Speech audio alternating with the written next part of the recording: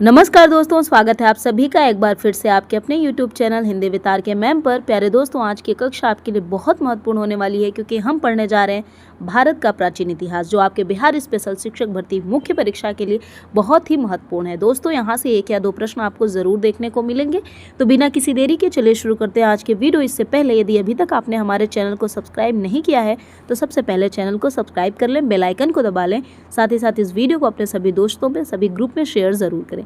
तो आइए देखते हैं आज के वीडियो। दोस्तों, जैसा कि आप देख रहे हो, ऋषियों मुनियों का रहा हमारा देश, यह भारतवर्ष, जिसे हम आर्यव्रत भी कहते थे। तो वैदिक सभ्यता की शुरुआत हमारे देश में बहुत पहले से हुई है। यहाँ तक कि हड़प्पा सभ्यता की खोज के पहले यह माना जाता था कि जो सबसे पुरानी सभ्यता है, भारतीय सभ्यता है, वह है हमारी वैदिक सभ्यता। लेकिन जो आपकी परीक्षा के लिए बहुत महत्वपूर्ण है वह हम जानेंगे आज के इस वीडियो में। तो वैदिक सभ्यता का समय काल क्या रहा है, इसकी मुख्य विशेषताएं क्या रही हैं और प्रश्न कहाँ कहाँ से पूछे जाते हैं। ठीक है दोस्तों, आइए देखते हैं। तो दोस्तों, भारतीय वैदिक सभ्यता 1500 ईसा पूर्व से लेकर 600 ईसा पूर्व तक माना जाता है इसका समय काल। लेकिन पढ़ने की आसानी के लिए और इनकी प्रमुख विशेषताओं के कारण इसे दो भागों में विभाजित किया गया है। पहला क्या है? प्रारंभिक वैदिक काल। दूसरा है उत्तर वैदिक काल। तो जो प्रारंभिक वैदिक काल है उसका जो समय काल है 1500 से 1000 ईसा पूर्व, जिसे हम ऋग्वैदिक काल कहते हैं। ऐसा क्यों कहा जाता है? क्योंकि जो ऋग्वेद है, ऋग्वेद की रचना इसी काल में मानी जाती है। जो हमारा सबसे प्रारंभिक वेद या पुराना वेद या प्राचीन वेद कहा जाता है वो है ऋग्वेद, जिसकी रचना इसी काल में मानी जाती है और इसी से इस महत्वपूर्ण सभ्यता के बारे में पता भी चलता है। इसीलिए इसको क्या कहा जाता है दोस्तों? ऋग्वैदिक एरा या ऋग्वैदिक काल। ठीक है। दूसरा इंपॉर्टेंट क्या है दोस्तों? उत्तर वैदिक काल। उत्तर वैदिक काल का जो समय काल है वो 1000 से 600 ईसा पूर्व तक का माना जाता है। यहाँ पर क्या हुआ? यहाँ पर जो दोस्तों हुआ, यहाँ पर जो अन्य वेद थे, हमारे प्रमुख वेद हैं जो हमने यहाँ देखे नीचे लिखा भी है, ऋग्वेद, सामवेद, यजुर्वेद और अथर्ववेद। तो जो ऋग्वेद है वो तो हमारा कहाँ हुआ? ऋग्वैदिक एरा में उसका निर्माण हुआ, उसकी रचना हुई। सॉरी, निर्माण नहीं, रचना बोलते हैं। तो उसकी रचना कहाँ हुई? ऋग्वैदिक एरा में हुई। जबकि सामवेद, यजुर्वेद और अथर्ववेद, इन तीनों वेदों की रचना कब हुई? उत्तर वैदिक काल में। याद रखिएगा, बहुत महत्वपूर्ण है। ठीक है। उत्तर वैदिक काल में बाकी के 3 वेदों की रचना हुई। ठीक है। अब आइए समझ लेते हैं प्रश्न कैसे पूछे जाते हैं। तो जो आपसे प्रश्न पूछे जाएंगे दोस्तों, एक बार हम आपको स्क्रीन क्लियर करके समझाते हैं। तो जो प्रश्न पूछे जाएंगे कि प्राचीन वेद किसे माना जाता है, तो जो प्राचीन वेद है वो हमारा क्या है? ऋग्वेद। और इसकी जो सूक्तियाँ होती हैं, सूक्तियाँ, इसमें टोटल 1028 सूक्तियाँ हैं, जिसे ऋचाएँ कहा जाता है, जिसे श्लोक नहीं ऋचाएँ बोला जाता है। ऋचा याद रखिएगा, जैसे श्लोक होता है संस्कृत में, वैसे ऋग्वेद में जो सूक्तियाँ हैं उनको क्या कहा जाता है? ऋचा।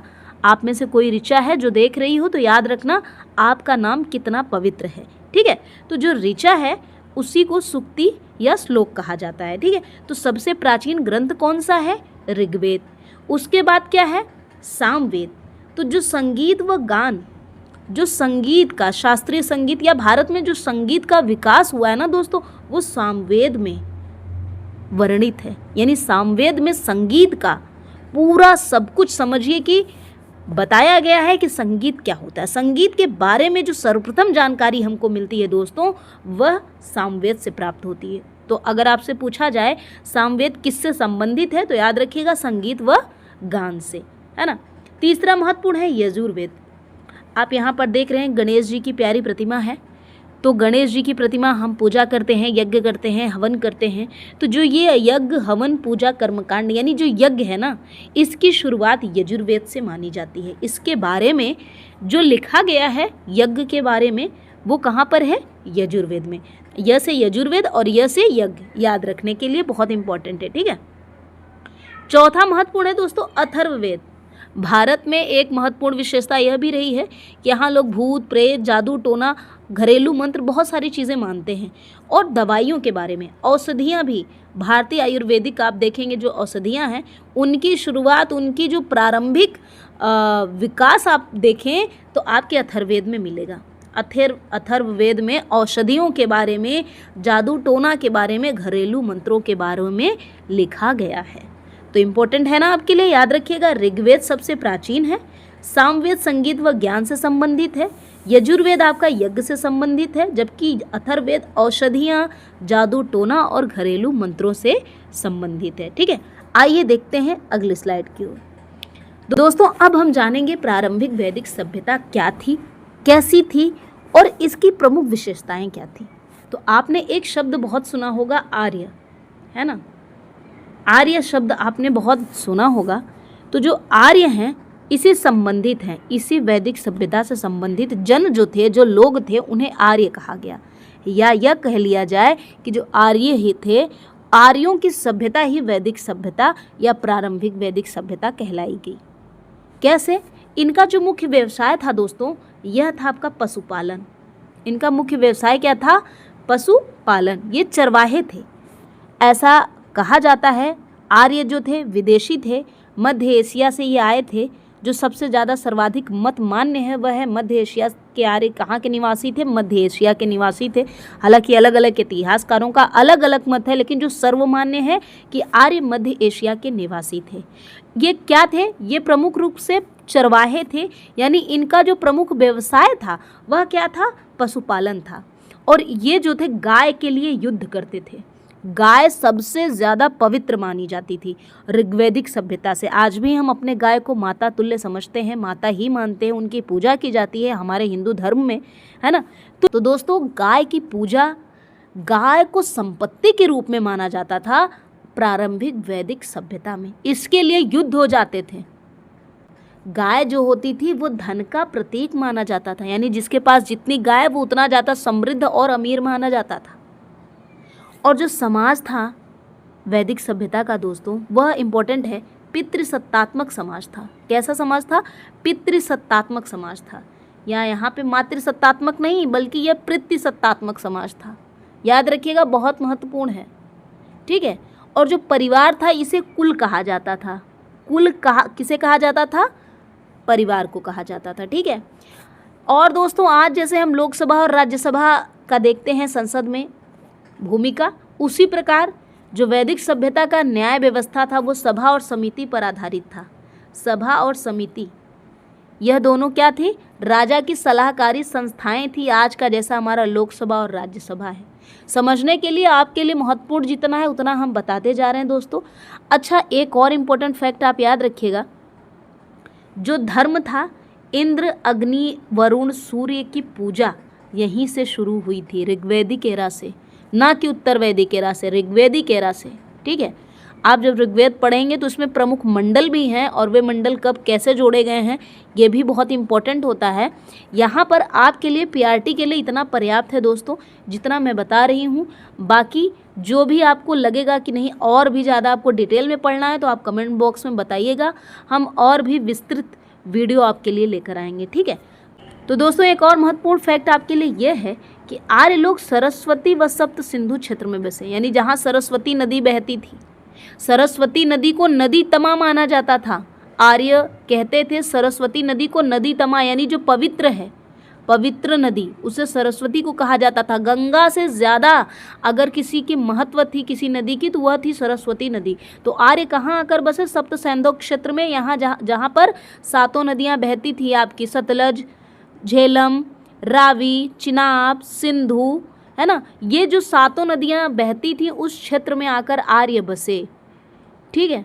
तो यह थी आपकी प्रारंभिक वैदिक सभ्यता की कुछ प्रमुख विशेषताएं जो आपसे प्रश्नों में पूछा जाता है कि गाय को धन का प्रतीक कौन मानते थे? तो वह मानते थे आपके प्रारंभिक वैदिक सभ्यता के लोग, आर्य लोग मानते थे। आर्य का मतलब होता है दोस्तों श्रेष्ठ, याद रखिएगा, आर्य का मतलब होता है श्रेष्ठ। ये स्वयं को श्रेष्ठ जन माना करते हैं, स्वयं को क्या कहते थे? श्रेष्ठ जन। ठीक है। एक और शब्द याद रखिएगा, दस्यु, यह भी इसी सभ्यता से रिलेटेड है, दस्यु या डाकू। दस्यु किसे कहा गया है? डाकू। ठीक है। आइए देखते हैं अगली स्लाइड। उत्तर वैदिक सभ्यता। अब बात हो रही है दोस्तों यहाँ पर उत्तर वैदिक सभ्यता, यानी 1000 से लेकर 600 ईसा पूर्व तक की बात अब यहाँ पर होगी।